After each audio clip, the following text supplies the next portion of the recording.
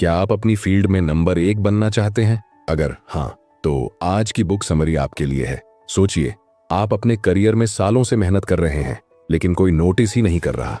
आपने कड़ी मेहनत की, डिग्रियां ली, स्किल्स सीखी, लेकिन आप अभी भी एवरेज हैं। क्यों? क्या मेहनत ही सब कुछ है?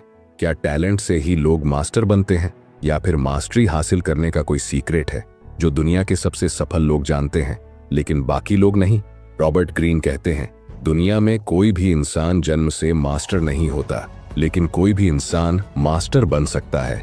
लेकिन सवाल उठता है, मास्टरी कैसे हासिल करें? क्या कोई शॉर्टकट है? क्या सिर्फ 10,000 घंटे प्रैक्टिस करना काफी है, या फिर इसके पीछे कोई गहरी साइंस और स्ट्रैटेजी है? इसी सवाल का जवाब देती है ये किताब, मास्टरी, रॉबर्ट ग्रीन द्वारा। मास्टरी, वो किताब जो आपको एक्स्ट्रा ऑर्डिनरी बना सकती है। मास्टरी सिर्फ एक किताब नहीं, यह एक रोड मैप है जो आपको सिखाती है कि कैसे किसी भी स्किल और फील्ड में एक्सपर्ट बना जा सकता है। इस किताब के लेखक रॉबर्ट ग्रीन हैं, जो मनोविज्ञान, इतिहास और पावर गेम्स को डीकोड करने के लिए जाने जाते हैं। उन्होंने इससे पहले 48 laws of power, the art of seduction और द 33 स्ट्रेटजीज ऑफ वॉर जैसी पावरफुल बुक्स लिखी हैं। लेकिन मास्टरी उनकी सबसे खास किताब मानी जाती है, क्योंकि यह उन सिद्धांतों को उजागर करती है जिन्हें अपनाकर कोई भी इंसान नंबर 1 बन सकता है। इस बुक में उन्होंने दुनिया के सबसे बड़े मास्टर्स की लाइफ को डीकोड किया है। लियोनार्डो दा विंची, कैसे एक गरीब लड़का दुनिया का सबसे बड़ा आर्टिस्ट बना। मोजार्ट, कैसे उन्होंने 6 साल की उम्र में ही मास्टरी के संकेत दिखाए। अल्बर्ट आइंस्टीन, कैसे उन्होंने साइंटिफिक रूल्स को तोड़कर नई खोज की। माइकल फाराडे, कैसे बिना डिग्री के दुनिया के सबसे बड़े साइंटिस्ट बने। स्टीव जॉब्स, कैसे उन्होंने एप्पल को दुनिया की सबसे इनोवेटिव कंपनी बनाया। रॉबर्ट ग्रीन ने इन सब की लाइफ से एक पैटर्न निकाला जो आपको भी आपकी फील्ड में मास्टर बना सकता है। आजकल हर कोई शॉर्टकट्स खोज रहा है, गेट रिच क्विक स्कीम्स, 30 दिन में सक्सेस पाने के तरीके और सक्सेस विदाउट हार्ड वर्क जैसी बकवास बातें। लेकिन इतिहास को देखिए, लियोनार्डो दा विंची ने 10 साल तक पेंटिंग की छोटी छोटी डिटेल्स पर काम किया, तब जाकर मोनालिसा बनी। माइकल जॉर्डन हर दिन 6 घंटे प्रैक्टिस करते थे, इसलिए वे बास्केटबॉल के नंबर 1 थे। आइंस्टाइन ने अपने दिमाग को 20 साल तक ट्रेन किया, तब जाकर थ्योरी ऑफ रिलेटिविटी आई। ये लोग स्पेशल नहीं थे, उन्होंने एक खास पैटर्न फॉलो किया जिसे हम कहते हैं दी पाथ टू मास्टरी। अगर आप सोचते हैं कि मास्टरी सिर्फ टैलेंटेड लोगों के लिए है, तो आप गलत हैं। रॉबर्ट ग्रीन बताते हैं कि हर इंसान के अंदर मास्टरी की क्षमता होती है, बस उसे सही तरीके से बाहर लाना पड़ता है।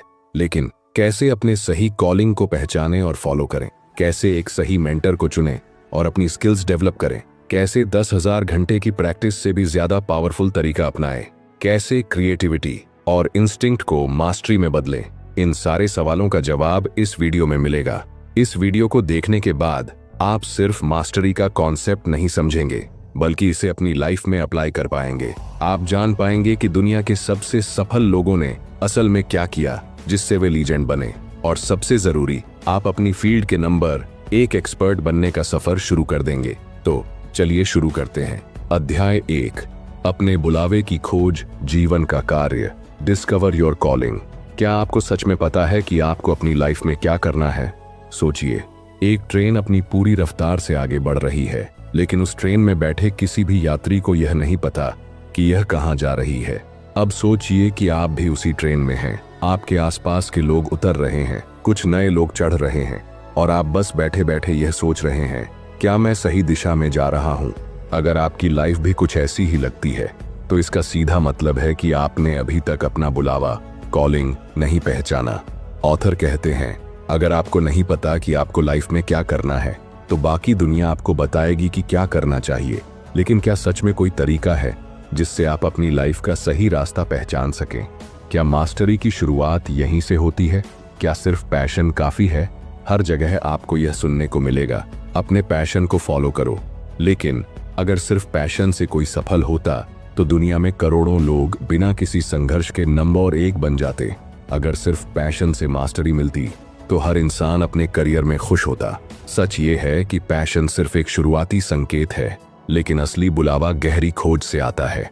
ऑथर बताते हैं कि मास्टर्स को उनका असली बुलावा कैसे मिला, दुनिया के सबसे बड़े मास्टर्स को उनका कॉलिंग कैसे मिला। 1, लियोनार्डो दा विंची। जब एक पेंटर वैज्ञानिक बन गया। लियोनार्डो बचपन में स्कूल में ध्यान नहीं देते थे, लेकिन उन्हें जानवरों और मशीनों की ड्राइंग बनाने में मजा आता था।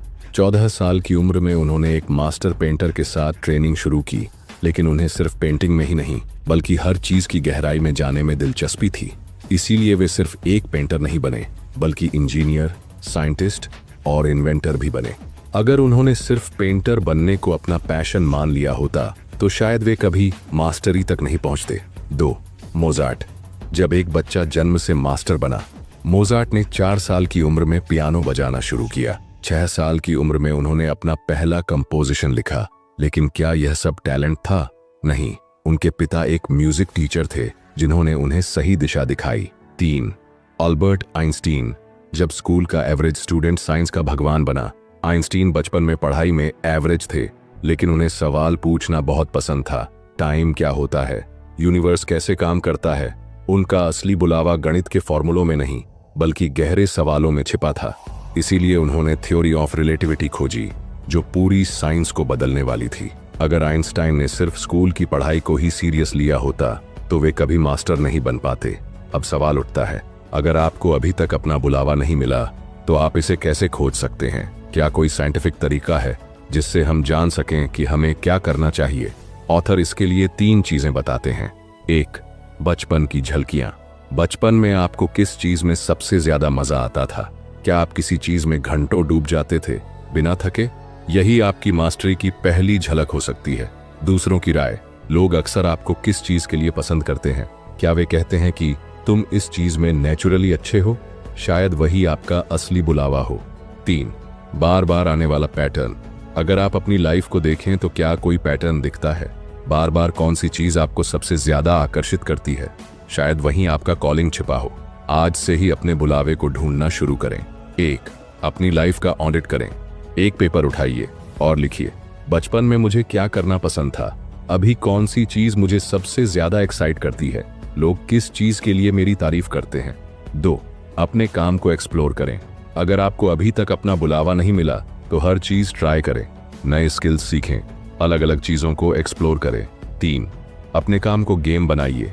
जब तक आपको अपना बुलावा न मिले तब तक हर काम को एक एक्सपेरिमेंट की तरह लीजिए। सीखें, गिरें, फिर उठें, और जब असली बुलावा मिले तो उसमें मास्टरी हासिल करें। अब तक आपने जाना कि दुनिया के सबसे बड़े मास्टर्स को उनका असली बुलावा कैसे मिला, लेकिन सिर्फ बुलावा पहचानना काफी नहीं है। अब सवाल यह उठता है, क्या सिर्फ पैशन से मास्टरी मिल सकती है या फिर इसके लिए एक सही अप्रोच चाहिए? क्या किसी भी स्किल में मास्टर बनने के लिए कोई सिस्टम है? इसका जवाब मिलेगा अगले चैप्टर में। अध्याय 2, आदर्श शिक्षुता, सीखने की सही कला। Submit to the apprenticeship process. सीखना सबको आता है, लेकिन सही तरीके से सीखना बहुत कम लोगों को आता है। सोचिए, 2 लोग एक ही स्किल सीख रहे हैं, दोनों की उम्र, टैलेंट और मेहनत बराबर है, लेकिन 10 साल बाद पहला इंसान सिर्फ एवरेज बना रहता है, जबकि दूसरा इंसान अपनी फील्ड में नंबर 1 बन चुका होता है। क्यों? क्या दूसरे इंसान के पास कोई गॉड गिफ्टेड टैलेंट था? क्या उसने ज्यादा मेहनत की, या फिर उसने कोई ऐसा तरीका अपनाया जिससे वह बाकी सबसे आगे निकल गया? ऑथर कहते हैं, असली फर्क पड़ता है कैसे सीखा जाए। इस पर सिर्फ स्किल सीखना ही काफी नहीं, बल्कि सही तरीके से सीखना ही असली मास्टरी का पहला स्टेप है। और यही कारण है कि हर सफल इंसान के जीवन में एक बेहद जरूरी फेज आता है, शिक्षुता। शिक्षुता, अप्रेंटिसशिप क्या है? आजकल हम सोचते हैं कि डिग्री या कोर्स करने से हम एक्सपर्ट बन जाते हैं, लेकिन अगर यही सच होता तो हर ग्रेजुएट अपनी फील्ड का मास्टर होता। सच्चाई यह है कि असली सीखने का प्रोसेस कॉलेज या क्लासरूम से नहीं, बल्कि शिक्षुता से शुरू होता है। शिक्षुता का मतलब है किसी मास्टर से सीखना, उनके तरीके अपनाना और धीरे धीरे अपनी खुद की स्किल डेवलप करना। हर मास्टर पहले एक शिक्षु था। दा विंची ने अपने मास्टर वर्रोकियो के साथ कई साल बिताए। माइकल फाराडे ने सर ह्यूम्फ्री डेवी के अंडर में फ्री में काम किया ताकि वे उनसे सीख सकें। एलॉन मस्क ने रॉकेट साइंस किसी यूनिवर्सिटी में नहीं, बल्कि सीधे एक्सपर्ट्स के साथ काम करके सीखी। शिक्षुता की 3 stage, the 3 stages of apprenticeship. Author बताते हैं कि मास्टरी तक पहुंचने के लिए शिक्षुता 3 स्टेज में होती है। पहला स्टेप, गहरी ऑब्जर्वेशन, डीप ऑब्जर्वेशन। सबसे पहले आपको बस देखना है। अपने मेंटर को ऑब्जर्व करें, उनके तरीकों को समझें बिना किसी सवाल या जजमेंट के। हर मास्टर का कोई ना कोई छुपा हुआ तरीका होता है, उसे पकड़ने की कोशिश करें। एग्जाम्पल, बेंजामिन फ्रैंकलिन, उन्होंने शुरुआत में सिर्फ पढ़ा और ऑब्जर्व किया। उन्होंने किसी को यह नहीं बताया कि वे एक महान राइटर बनना चाहते हैं। बस हर दिन वे बेस्ट राइटर्स को पढ़ते और उनकी तकनीक को समझते गए। सबसे पहले सिर्फ देखो और सीखो, मत बोलो। दूसरा स्टेप, गहरी practice, skill acquisition and practice. अब सिर्फ देखना काफी नहीं, अब आपको अपने हाथ गंदे करने होंगे। छोटी छोटी स्किल्स पर लगातार काम करें, हर गलती से सीखें और उसे बार बार सुधारें। Example, Mozart. 6 साल की उम्र में मोजार्ट ने पहला कंपोजिशन लिखा, लेकिन यह मास्टरपीस नहीं था। उन्होंने हजारों घंटे अभ्यास किया, गलतियां की, फिर सीखा और धीरे धीरे मास्टर बन गए। सीखना सिर्फ थ्योरी से नहीं, बल्कि लगातार प्रैक्टिस से होता है। तीसरा स्टेप, स्वतंत्र प्रयोग, क्रिएटिव एक्सपेरिमेंटेशन। अब आपने मेंटर से सीखा, आपने अभ्यास किया, अब बारी है खुद कुछ नया करने की। अब आप अपने खुद के तरीके विकसित करें, अब मास्टरी आपके करीब है। Example, Pablo Picasso. उन्होंने शुरुआत में पुराने मास्टर्स को कॉपी किया, लेकिन जब उन्होंने अपनी खुद की स्टाइल बनाई, तभी वे इतिहास के सबसे बड़े आर्टिस्ट बने। मास्टरी तब आती है जब आप दूसरों की तकनीक को अपनाकर उसे अपनी शैली में बदलते हैं। सीखने की सबसे बड़ी गलतियां, बिगेस्ट मिस्टेक्स इन लर्निंग। 1, जल्दी सफल होने की चाह। अगर आप सीखने के प्रोसेस को स्किप करना चाहेंगे तो आप मास्टर नहीं बन सकते। दूसरा, खुद को बहुत स्मार्ट समझना। अगर आप अपने मेंटर से बहस करेंगे या सब कुछ पहले से जानते हैं तो आप कभी नहीं सीख पाएंगे। 3, सिर्फ थ्योरी पर फोकस करना। सिर्फ किताबें पढ़ने से कोई मास्टर नहीं बनता। असली मास्टरी के लिए लगातार प्रैक्टिस जरूरी है। अब इसे अपनी जिंदगी में लागू करना शुरू करें। 1, अपने लिए सही मेंटर खोजें। जिस फील्ड में आपको मास्टरी चाहिए, वहां के बेस्ट लोगों को फॉलो करें। 2, शुरुआत में सिर्फ सीखें, सवाल कम करें, सुनिए, देखिए और समझिए, जल्दीबाजी मत करें। 3, लगातार प्रैक्टिस करें जब तक कि आप एक्सपर्ट न बन जाएं। हर दिन थोड़ा थोड़ा सुधार करें। 4, एक बार जब आपको बेसिक्स समझ आ जाएं तो अपनी खुद की स्टाइल डेवलप करें। यहीं से मास्टरी की असली शुरुआत होती है। अब तक आपने जाना कि सही तरीके से सीखना मास्टरी के सफर का पहला बड़ा कदम है। लेकिन क्या मेंटर के बिना कोई मास्टर बन सकता है? मेंटर का सही चुनाव कैसे करें? कैसे दुनिया के सबसे बड़े लीडर्स और बिजनेसमैन अपने गुरुओं से सीखकर नंबर 1 हो जाते हैं? इसका जवाब मिलेगा अगले चैप्टर में। अध्याय 3, मेंटर की शक्ति को आत्मसात करें। Absorb the power of a mentor. क्या मेंटर के बिना कोई मास्टर बन सकता है? सोचिए, दुनिया में जितने भी महान लीडर्स, साइंटिस्ट, आर्टिस्ट और बिजनेसमैन हुए हैं, उन सभी की सफलता के पीछे एक कॉमन फैक्टर था, एक मेंटर। अलेक्जेंडर द ग्रेट को एरिस्टोटल ने गाइड किया। इलॉन मस्क ने रॉकेट साइंस किसी कॉलेज में नहीं, बल्कि रियल एक्सपर्ट्स से सीखकर मास्टरी हासिल की। माइकल जॉर्डन को उनके कोच फिल जैक्सन ने बास्केटबॉल के लीजेंड में बदल दिया। स्टीव जॉब्स ने भी अपने जीवन में कई महान लोगों से सीखा, जिसने उन्हें टेक्नोलॉजी की दुनिया का क्रांतिकारी बना दिया। ऑथर कहते हैं, मेंटर के बिना मास्टरी संभव तो है, लेकिन बेहद मुश्किल और लंबी। अगर आप खुद ही सब कुछ सीखने की कोशिश करेंगे तो आप गलतियां भी खुद ही करेंगे और सीखने में 10 गुना ज्यादा समय लगेगा। एक सही मेंटर आपकी ग्रोथ को 10 गुना तेज कर सकता है। मेंटरशिप क्यों जरूरी है? आज के दौर में लोग सोचते हैं कि मुझे किसी मेंटर की जरूरत नहीं, मैं खुद सब सीख लूंगा। लेकिन क्या आपको पता है कि गलत सीखना न सीखने से भी ज्यादा खतरनाक होता है? मेंटर आपको गलतियों से बचाते हैं, सीधे सही रास्ते पर रखते हैं, आपको लाइफ के असली खेल के लिए तैयार करते हैं। हकीकत में वह शायद कुछ ही दिनों में हार मान लेगा। अगर आपको तेजी से आगे बढ़ना है तो आपको किसी न किसी मेंटर की जरूरत पड़ेगी। दुनिया के सबसे बड़े मास्टर्स ने अपने मेंटर से कैसे सीखा? 1, बेंजामिन फ्रैंकलिन। सीखने की गुप्त तकनीक। फ्रैंकलिन को लिखने में कोई खास टैलेंट नहीं था, लेकिन वे महान लेखक बनना चाहते थे। उन्होंने किसी से फॉर्मल ट्रेनिंग नहीं ली, बल्कि बेस्ट राइटर्स को मेंटर की तरह इस्तेमाल किया। वे हर दिन उनकी किताबें पढ़ते, उनके लिखने की स्टाइल को डिकोड करते और खुद को लगातार सुधारते।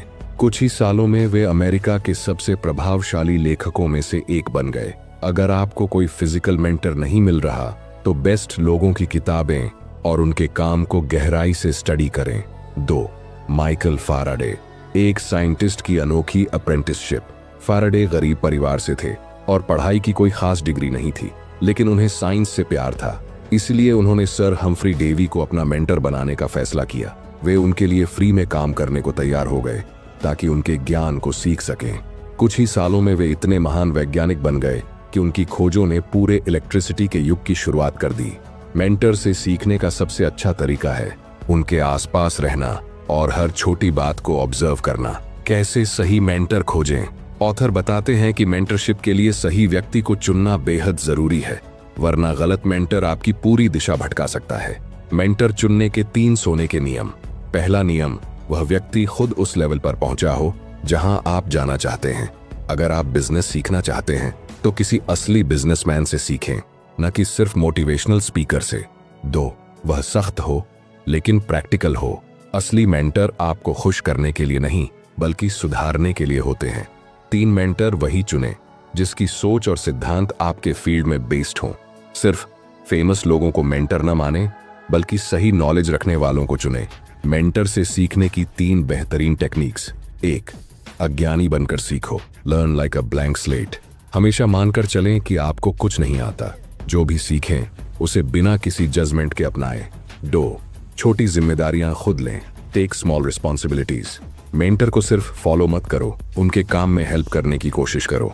इससे आपको प्रैक्टिकल एक्सपीरियंस मिलेगा और मेंटर की नजरों में आपकी वैल्यू बढ़ेगी।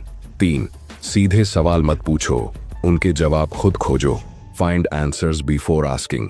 हर छोटी चीज के लिए मेंटर से सवाल मत पूछो, पहले खुद रिसर्च करो। सिर्फ उन्हीं सवालों के जवाब पूछो जिनका हल खुद निकालना मुश्किल है। मेंटरशिप में सबसे बड़ी गलतियां। 1, जल्दी मेंटर बदलना। सीखने में टाइम लगता है। अगर आप बार बार मेंटर बदलेंगे तो आप कहीं नहीं पहुंचेंगे। 2, सीखते ही मेंटर को चैलेंज करना। पहले उनके तरीके को पूरी तरह से अपनाइए, फिर अपनी खुद की स्टाइल डेवलप करें। 3, सिर्फ सुनना लेकिन करना नहीं। अगर आप मेंटर से सीखकर उसे अप्लाई नहीं करेंगे तो आपकी पूरी मेंटरशिप बेकार चली जाएगी। आज से ही अपना मेंटर खोजें और सीखना शुरू करें। ये आसान कदम अपनाएं। 1, अपने फील्ड में सबसे बेस्ट लोगों की लिस्ट बनाइए। किससे सीख सकते हैं? उनकी किताबें पढ़ें, वीडियोस देखें, उनके तरीके समझें। 2, किसी एक्सपर्ट के साथ काम करने की कोशिश करें, उनकी टीम का हिस्सा बने, उनके साथ काम करें और सीखें। 3, सीखने की आदत डालें, घमंड को छोड़ें। सिर्फ मेंटर चुनना काफी नहीं, उनके बताई गई बातों को अप्लाई करना सबसे जरूरी है। अब तक आपने जाना कि मेंटरशिप मास्टरी के सफर का सबसे तेज रास्ता है, लेकिन क्या मेंटरशिप ही सब कुछ है? क्या सिर्फ तकनीकी स्किल्स ही सफलता के लिए जरूरी है, या फिर हमें लोगों को समझने और सही नेटवर्क बनाने की भी जरूरत है? इसका जवाब मिलेगा अगले चैप्टर में। अध्याय 4, लोगों को जैसे हैं वैसे देखें। सामाजिक बुद्धिमत्ता, डेवलप सोशल इंटेलिजेंस। सिर्फ मेहनत करने से कोई सफल नहीं होता, लोगों को समझना भी आना चाहिए। सोचिए, आप एक शानदार स्किल डेवलप कर रहे हैं, आप दिन रात मेहनत कर रहे हैं, आपके पास टैलेंट भी है, आप हर चीज में बेस्ट हैं, लेकिन फिर भी लोग आपको इग्नोर कर रहे हैं। ऑफिस में आपको प्रमोशन नहीं मिल रहा, आपके आइडियाज को कोई नहीं सुन रहा, लोग आपको सीरियसली नहीं लेते। क्या ऐसा आपके साथ हुआ है? अगर हाँ, तो ये स्किल की कमी की वजह से नहीं हो रहा, बल्कि सोशल इंटेलिजेंस की कमी की वजह से हो रहा है। ऑथर कहते हैं, सिर्फ टैलेंट से सफलता नहीं मिलती, लोगों को पढ़ना और समझना भी उतना ही जरूरी है। अगर आपको यह नहीं पता कि सामने वाला इंसान क्या सोच रहा है, क्या चाहता है और क्या प्लान कर रहा है, तो आप कभी भी अपनी फील्ड में नंबर 1 नहीं बन सकते। सफलता सिर्फ इस पर नहीं निर्भर करती कि आप क्या जानते हैं, बल्कि इस पर भी कि आप लोगों से कैसा संबंध बनाते हैं। सोशल इंटेलिजेंस क्या है और यह क्यों जरूरी है? सोशल इंटेलिजेंस यानी लोगों के इरादों, भावनाओं और माइंडसेट को सही तरीके से समझने की कला। इमेजिन कीजिए, अगर आप किसी से बिजनेस डील कर रहे हैं लेकिन आपको यह समझ नहीं आ रहा कि सामने वाला क्या चाहता है, तो क्या आप सफल होंगे? अगर आप ऑफिस में मेहनत कर रहे हैं लेकिन आपको यह नहीं पता कि बॉस को क्या पसंद है, तो क्या आपको प्रमोशन मिलेगा? अगर आप किसी टीम को लीड कर रहे हैं लेकिन आपकी टीम आपसे सही तरीके से कनेक्ट नहीं कर पा रही, तो क्या आप लीडर बन सकते हैं? सोशल इंटेलिजेंस का मतलब है सही समय पर सही लोगों से सही तरीके से डील करना। जो इंसान लोगों को समझता है वही दुनिया पर राज करता है।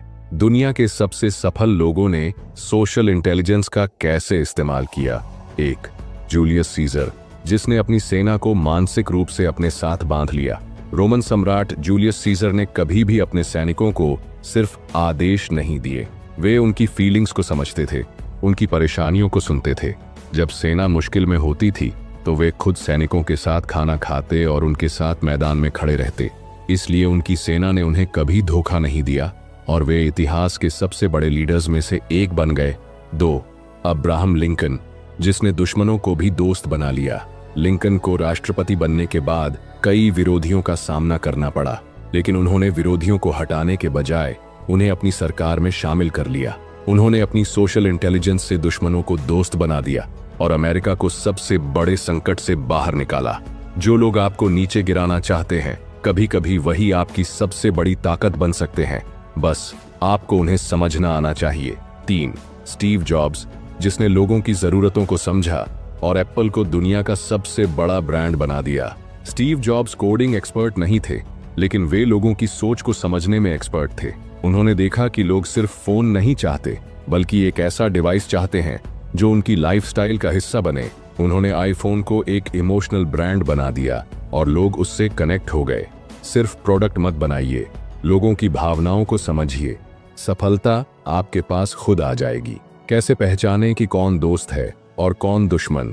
सोशल इंटेलिजेंस सिर्फ लोगों को समझने तक सीमित नहीं है, बल्कि यह भी जानना जरूरी है कि कौन आपके पक्ष में है और कौन आपके खिलाफ। 3 संकेत जो बताते हैं कि कोई इंसान आपके खिलाफ है। एक तो सामने वाला आपकी तारीफ बहुत ज्यादा कर रहा है, लेकिन उसके एक्शंस कुछ और कहते हैं। दूसरा तो अगर कोई सिर्फ मीठी मीठी बातें करता है, लेकिन जब मदद की जरूरत होती है तब गायब हो जाता है, तो वह आपका असली सपोर्टर नहीं है। 2. कोई आपकी हर गलती पर बहुत ज्यादा ध्यान दे रहा है, लेकिन आपकी अच्छी चीजों को नजरअंदाज कर रहा है। ऐसे लोग धीरे धीरे आपका कॉन्फिडेंस तोड़ते हैं और आपको कमजोर करते हैं। 3. कोई आपके सामने एक और बात करता है, लेकिन पीछे आपकी बुराई करता है। अगर आपको ऐसा इंसान दिखे तो उससे तुरंत दूरी बना लें।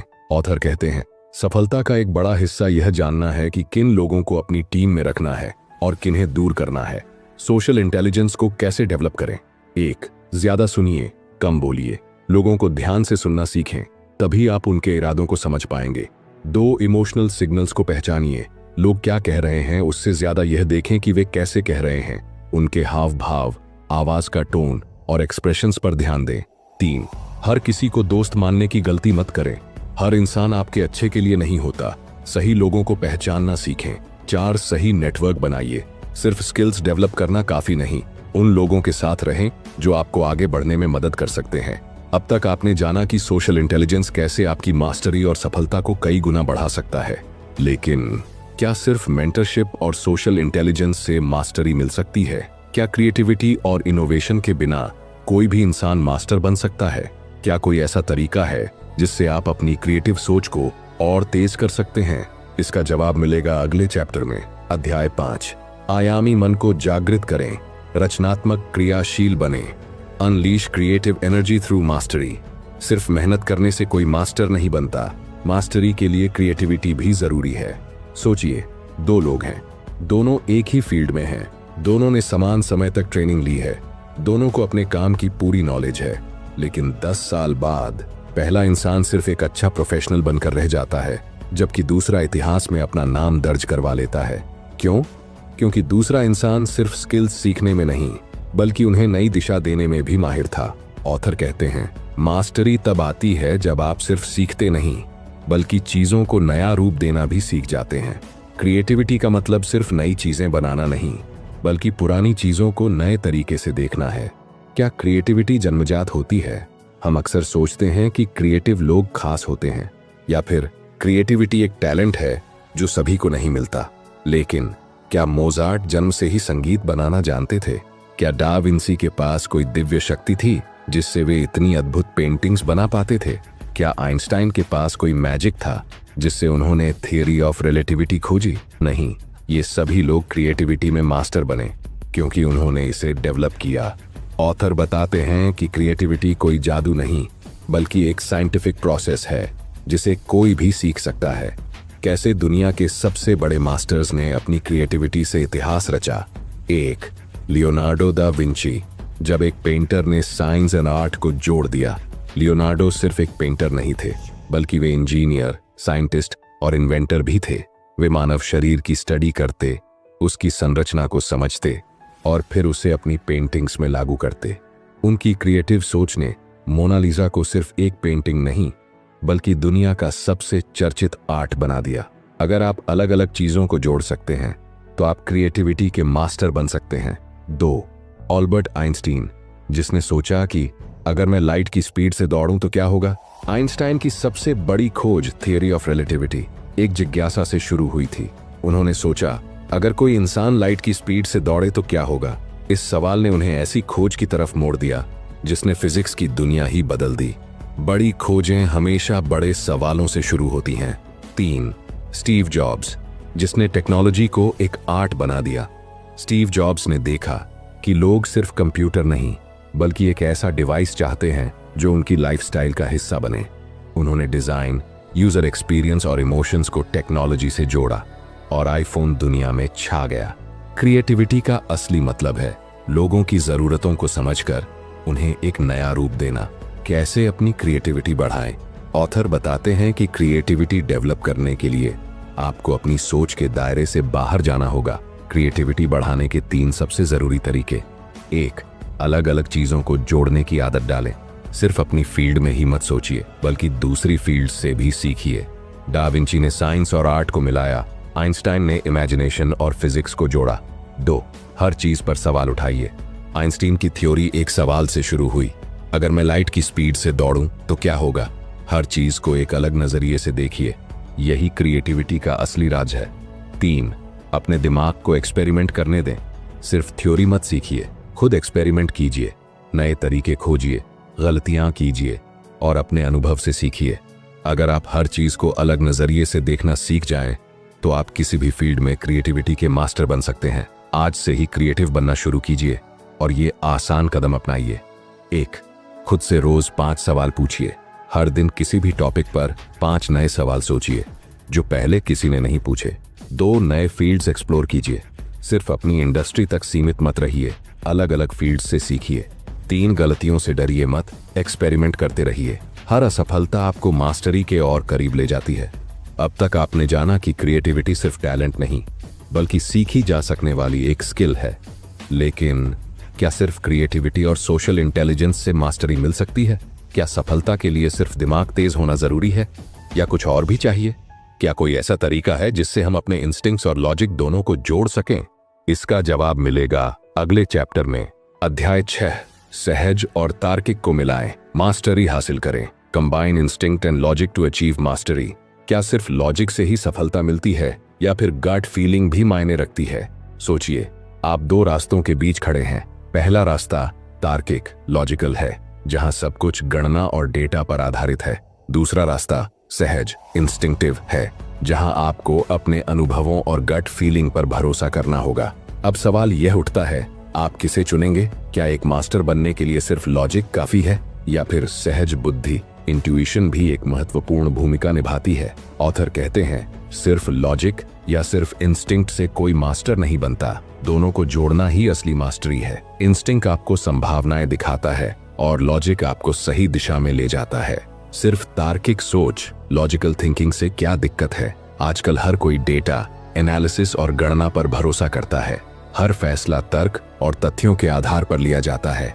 लेकिन अगर सिर्फ गणनाएं ही सफलता तय करती तो हर गणितज्ञ अरबपति होता। अगर सिर्फ डेटा ही सही होता तो हर बिजनेसमैन सफल होता। कई बार सबसे बड़े इनोवेशन और सफलता की कहानियां सिर्फ लॉजिक से नहीं, बल्कि सहज ज्ञान, गट फीलिंग से भी आती हैं। इंस्टिंक्ट बिना लॉजिक अधूरा है और लॉजिक बिना इंस्टिंक्ट कमजोर। कैसे दुनिया के सबसे बड़े मास्टर्स ने इंस्टिंक्ट और लॉजिक को जोड़ा? 1. Albert Einstein. जब गणित से आगे सोचने की जरूरत थी, आइंस्टाइन का दिमाग गणितीय समीकरणों में गहरा था, लेकिन उन्होंने कहा, मेरी सबसे बड़ी खोजें हमेशा मेरे इंस्टिंक्ट से आई हैं। गणनाओं ने सिर्फ उन्हें साबित किया है। उनकी रिलेटिविटी की थ्योरी की शुरुआत एक लॉजिकल कैलकुलेशन से नहीं, बल्कि एक सवाल से हुई, अगर मैं लाइट की स्पीड से दौड़ूं तो क्या होगा? सबसे बड़ी खोजें पहले इंस्टिंक्ट से आती हैं, फिर उन्हें लॉजिक साबित करता है। 2. स्टीव जॉब्स, जिसने गट फीलिंग से टेक्नोलॉजी में क्रांति ला दी। एप्पल के शुरुआती दिनों में जब मार्केट रिसर्च से कहा गया कि टच स्क्रीन फोन नहीं चलेगा, तब स्टीव जॉब्स ने इंस्टिंक्ट पर भरोसा किया। उन्होंने देखा कि लोग एक ऐसी डिवाइस चाहते हैं जो सिर्फ एक फोन नहीं बल्कि उनकी जिंदगी का हिस्सा बने। आईफोन का जन्म डेटा नहीं बल्कि एक सहज निर्णय से हुआ। जो लोग सिर्फ डेटा पर भरोसा करते हैं वे बस अच्छा काम करते हैं, लेकिन जो इंस्टिंक्ट को साथ रखते हैं वे दुनिया बदलते हैं। 3.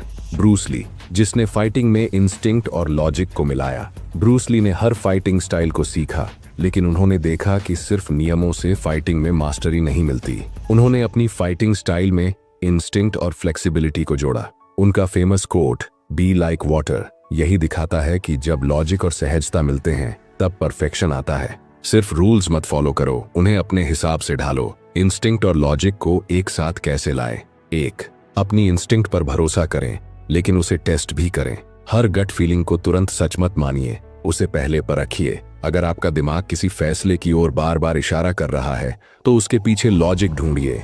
2. डेटा से सीखें, लेकिन सिर्फ डेटा पर निर्भर मत रहें। मार्केट रिसर्च जरूरी है, लेकिन कई बार फ्यूचर ट्रेंड्स सिर्फ इंस्टिंक्ट से ही पहचाने जा सकते हैं। 3. ज्यादा एक्सपेरिमेंट करें। सिर्फ किताबें पढ़ने से या सोचने से इंस्टिंक्ट नहीं बढ़ता। इसके लिए आपको लगातार छोटे छोटे एक्सपेरिमेंट करने होंगे। 4. अपने दिमाग को फ्लेक्सिबिलिटी दें। सिर्फ लॉजिक मत अपनाइए, अपने सोचने के पैटर्न को एक्सपेंडिंग मोड में रखिए। आज से ही अपनी गट फीलिंग को समझना शुरू करें और ये आसान कदम अपनाइए। 1. जब भी आपको कोई गट फीलिंग आए उसे एक बार जांचें, क्या इसके पीछे कोई लॉजिक है, क्या इसे टेस्ट किया जा सकता है। 2. जब भी कोई डेटा या तर्क आपके इंट्यूशन से टकराए तो दोनों का बैलेंस बनाइए। जरूरी नहीं कि जो डेटा कह रहा है वही सही हो, और जरूरी नहीं कि जो इंस्टिंक्ट कह रहा है वह गलत हो। 3. अपने अनुभवों से सीखिए। जितने ज्यादा एक्सपेरिमेंट करेंगे आपका इंस्टिंक्ट उतना ही शार्प होगा। 4. अपने दिमाग को सोचने के लिए फ्री स्पेस दें। हर चीज को एक ही तरीके से मत देखिए, अपने दिमाग को एक्सप्लोर करने दें। मास्टरी एक मंजिल नहीं, एक सफर है। सोचिए, आपने सही बुलावा कॉलिंग खोज लिया, आपने सही मेंटोर से सीखा, आपने सोशल इंटेलिजेंस विकसित की, आपने क्रिएटिविटी को अपनाया, आपने इंस्टिंक्ट और लॉजिक को बैलेंस किया। अब सवाल उठता है, क्या यही मास्टरी है? क्या अब आपको कोई और मेहनत करने की जरूरत नहीं? ऑथर कहते हैं, मास्टरी कोई गंतव्य नहीं, यह एक यात्रा है जो कभी खत्म नहीं होती। असली मास्टर्स वे नहीं होते जो एक बार सफल होकर रुक जाते हैं। असली मास्टर्स वे होते हैं जो लगातार सीखते रहते हैं, लगातार खुद को अपग्रेड करते रहते हैं। अगर आप मास्टर बनने के बाद सीखना बंद कर देते हैं तो धीरे धीरे आप पीछे छूटने लगते हैं। क्यों ज्यादातर लोग मास्टरी के बाद भी गिर जाते हैं? इतिहास में कई ऐसे लोग हुए हैं जो अपनी फील्ड में मास्टर बन गए लेकिन फिर वे खत्म हो गए। कोडाक, जिन्होंने कैमरा इंडस्ट्री पर राज किया लेकिन समय के साथ खुद को बदला नहीं। नोकिया, जो मोबाइल की दुनिया के लीडर थे लेकिन बदलती टेक्नोलॉजी के साथ तालमेल नहीं बैठा पाए। माइक टायसन, जो बॉक्सिंग में मास्टर बन गए लेकिन खुद को कंट्रोल नहीं कर पाए और गिर गए।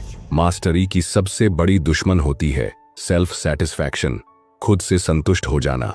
अगर आपको लगता है कि आप सब कुछ सीख चुके हैं तो वहीं से आपका पतन शुरू हो जाता है। सफल लोग कभी सीखना बंद नहीं करते, वे हमेशा अपग्रेड होते रहते हैं। कैसे आप मास्टरी को बनाए रख सकते हैं?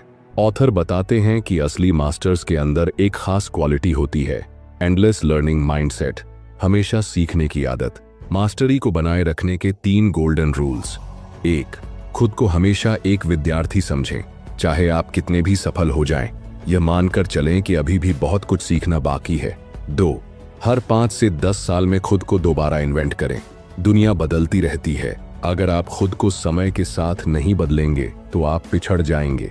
3. अपने ज्ञान को दूसरों के साथ साझा करें। जो लोग अपनी मास्टरी को दूसरों तक पहुंचाते हैं वे कभी फेल नहीं होते। जब आप खुद को बार बार रीइन्वेंट करना सीख जाते हैं तो आपकी मास्टरी कभी खत्म नहीं होती। अब आपके पास मास्टरी का पूरा सिस्टम है। अब तक आपने जाना कि बुलावा कॉलिंग पहचानना जरूरी है, मेंटरशिप से आप तेजी से आगे बढ़ सकते हैं, लोगों को समझना, सोशल इंटेलिजेंस जरूरी है, क्रिएटिविटी और इनोवेशन मास्टरी का हिस्सा है, इंस्टिंक्ट और लॉजिक दोनों का बैलेंस जरूरी है, और सबसे जरूरी, मास्टरी कभी खत्म नहीं होती, इसे बनाए रखना भी एक कला है। अब फैसला आपके हाथ में है, आप सिर्फ सीख कर रुकना चाहते हैं या इसे अपनी जिंदगी में अप्लाई करके असली मास्टर बनना चाहते हैं। ज्ञान सिर्फ तभी ताकत बनता है जब उसे अप्लाई किया जाए। अब आप मास्टरी का पूरा सिस्टम समझ चुके हैं, लेकिन अगर आप अनुशासन को भी अपनी जिंदगी में जोड़ना चाहते हैं, सीखना चाहते हैं कि कैसे अनुशासित बने, तो इस वीडियो में क्लिक करें। हम आपसे वहीं मिलेंगे। धन्यवाद।